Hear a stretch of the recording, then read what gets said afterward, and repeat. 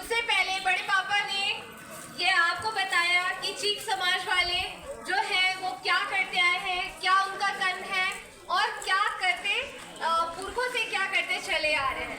तो मैं इसलिए भी माफी मांगना चाहूंगी क्योंकि बड़े पापा ने ये भी कहा था कि हम सबको सादरी आना चाहिए। मुझे तो नहीं आता सादरी, पर मैं सीख रही हूँ, थोड़ा बहुत आता है। अगर अभी मैं बोलने गई तो बहुत सारी गलतियां हो जाएगी, इसलिए मैं हिंदी में ही बोल रही हूँ। ठीक है, चलेगा? चलेगा। सादरी में बोलो। तो जैसा हम चीन पढ़ाई लोग यहाँ पे एकत्रित हुए हैं, बहुत सारे लोग हैं यहाँ पे और अलग अलग पीढ़ी वाले लोग हैं, भाई बहन लोग हैं, मेरे उम्र के लोग हैं और उनसे बड़े देखा जाए तो चाचा चाची, मामा मामी, बड़े पापा, बड़े मम्मी लोग हैं और उनसे ऊपर देखा जाए तो दादा दादी, नानी नाना लोग हैं यहाँ पे।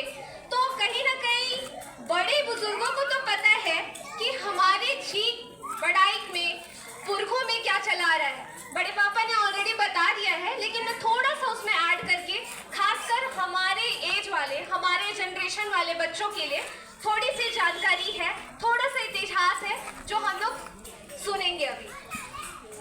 हम चीक बड़ाई छोटा नागपुर पठार के दक्षिण और पश्चिमी हिस्से में रहने वाले आदिवासी बुनकर थे। हमारे पूर्वज धोती, साड़ी, करिया जैसे पारंपरिक कपड़े बनाते थे और हाँ, वे किसान भी थे। वे स्थानीय जरूरतों के लिए कई अलग अलग गांवों में बसने लगे। ब्रिटिश काल के दौरान में, ब्रिटिश तो सबको पता ही होगा जो हमारे पे कितने सालों से हमारे ऊपर हुकूमत कर रहे थे, ठीक है। तो ब्रिटिश काल के दौरान कई लोग चाय बागान में भी काम करने के लिए असम, पश्चिम बंगाल की ओर चलने लगे। आजादी के बाद ज्यादातर लोगों ने बुनाई और कताई छोड़ दिया। कताई, ये जो मैं वर्ड बोल रही हूँ कताई, बड़े लोग तो जानते होंगे, छोटे बच्चे कोई बता सकता है, मेरे उम्र वाले भी, कताई क्या होता है? नहीं पता? किसी को नहीं पता? मुझे भी नहीं पता था, आज मेरे दादाजी ने मुझे बताया। कताई मतलब होता है कोसे से धागा निकालना। ये हमारे पुरखों का काम था, लेकिन आज ये सब विलुप्त हो गया है और कृषि औद्योगिकी काम और सरकारी सेवाओं में लग गए थे। आधुनिक कपड़ों पर ज्यादा निर्भरता होने के कारण ये जो हमारा पारंपरिक कार्य था कपड़ा बुनने का, वो लगभग विलुप्त हो चुका है। इक्का दुक्का कहीं देखने को मिलेगा, वरना विलुप्त तो हो ही चुका है। मेरे ख्याल से कई लोगों ने अभी देखा भी नहीं होगा, खासकर मेरे जनरेशन में, ठीक है। चीक पढ़ाई को झारखंड और पश्चिम बंगाल में अनुसूचित जनजाति और ओडिशा में अनुसूचित जाति माना जाता है, ये माना जाता है वहाँ पे। परंतु हमारे छत्तीसगढ़ में हम कौन है? कौन है हम? कुछ है? कुछ है हम हमारा जो वजूद है वो बिखर के रह गया है। कोई हमें, मतलब हम सामान्य में आ चुके, हमको इससे प्रॉब्लम नहीं है, हमको इससे दिक्कत नहीं है, लेकिन हमारी चीक पढ़ाई जो है वो अन्य राज्यों में अनुसूचित जाति, अनुसूचित जनजाति में आ रहे हैं और हम छत्तीसगढ़ में होके हम सामान्य में क्यों आ रहे हैं?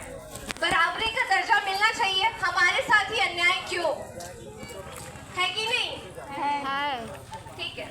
बाकी प्रदेशों में या राज्यों में कहा जाए तो सरकार द्वारा कई सारे ऐसे लाभ हैं जो हमारे ही बराबर वाले लोग उसको लाभान्वित हो रहे हैं, उनको प्राप्त हो रही है। तो हम सब इन सब लाभ से वांछित क्यों रहे? हमारा भी तो अधिकार है ना? है। अधिकार है जी। क्यों नहीं चिल्ला रहे हो? है।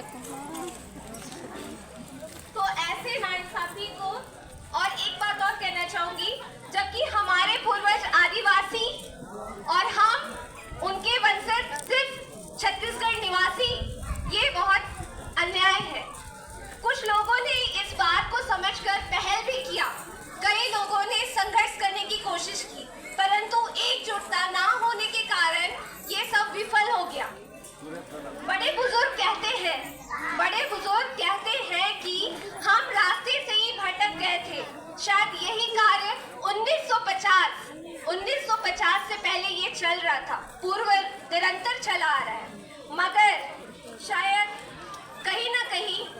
से हम भटक गए और आज ये दौर पे हम आ गए कि हमारा कुछ अस्तित्व बचा ही नहीं। परंतु आज और ये भी बात है, जैसे मेरे से पहले बड़े पापा ने बोला कि कपड़ा हम बुनते थे और हमारा बुना हुआ कपड़ा जो आज पहन रहे हैं वो है आदिवासी, और हम कपड़ा बनाने वाले पता नहीं क्या है।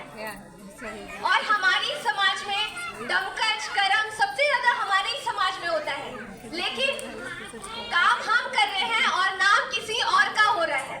तो इस सब चीज के लिए हमको पहल करना है, सबको एकजुट होना है। ये सिर्फ बड़े बुजुर्गों का काम नहीं है, हम सब युवा का भी काम है। हम जितने भी युवा लड़की लड़का है सबको एकजुट होके चलना है, तभी ये कार्य सफल होगा आगे चल के। तो चलिए